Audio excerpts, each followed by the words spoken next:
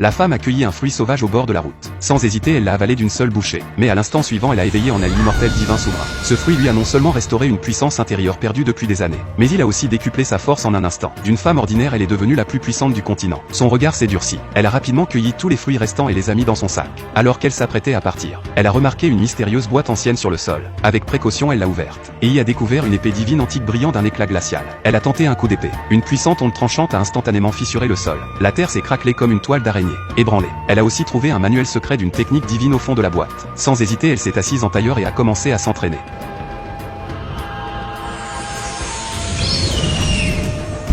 En quelques instants, elle a maîtrisé l'art. D'un simple coup de paume, elle a pulvérisé sans effort un poteau de bois à côté d'elle. Son maître l'a appris et en a été stupéfait. Il lui a alors donné une paire d'anneaux de fer noir pesant 100 livres chacun, en lui demandant de les porter chaque jour pour s'entraîner, et en lui conseillant de rester discrète, jusqu'à ce qu'elle ouvre ses méridiens principaux. Elle ne pourrait retirer ses 10 anneaux divins. Cependant, sa mère a commencé à douter. Lors du dîner, sa mère a intentionnellement jeté un bol en l'air. La jeune femme l'a attrapé instinctivement d'un geste fluide. Sa mère a aussitôt changé d'expression, convaincue qu'elle avait appris les arts martiaux en secret. Elle l'a traîné de force au temple ancestral pour une réprimande. Devant le temple, elle a aperçu une stèle de fer noir érigée depuis des décennies. On raconte que quiconque pouvait y laisser une empreinte de paume obtenait le droit de devenir chef de la famille Lin. Pour briser l'interdiction familiale contre les arts martiaux pour les femmes, elle a concentré toute son énergie et a frappé de toutes ses forces. Mais la stèle n'a montré aucun signe. Sa mère a ricané et l'a pressée de partir. Mais une fois qu'elle est partie, une profonde empreinte de paume est apparue sur la stèle. Le chef de famille en a été terrifié et a convoqué les membres de la famille pour enquêter. Pendant ce temps, le patriarche de la famille a appris la nouvelle et est entré dans une colère noire. Il a déclaré que les femmes pratiquant les arts martiaux violaient les lois ancestrales. Mais la jeune femme a refusé de reculer. Elle a osé demander pourquoi les femmes ne pouvaient pas apprendre les arts martiaux. Furieux, le patriarche a ordonné qu'elle soit punie par 80 coups de bâton. 2 jours plus tard,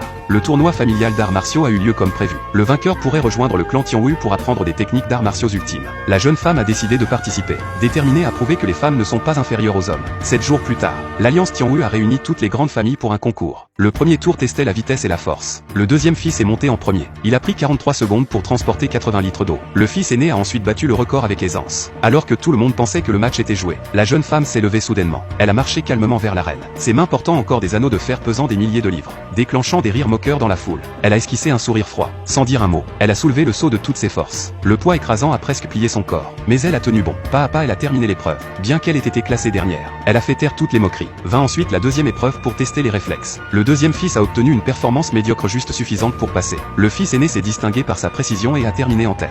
Quand ce fut le tour de la jeune femme, ses anneaux de fer ont lourdement entravé sa vitesse. Elle a terminé dernière. Tout le monde pensait qu'elle ne pourrait plus continuer. Mais la troisième épreuve de combat a renversé la situation. L'aîné de la famille Lin a affronté le fils du chef de la famille Tang, et s'est fait écraser avec force. Voyant son frère aîné en danger de mort, la jeune femme est intervenue sans hésitation.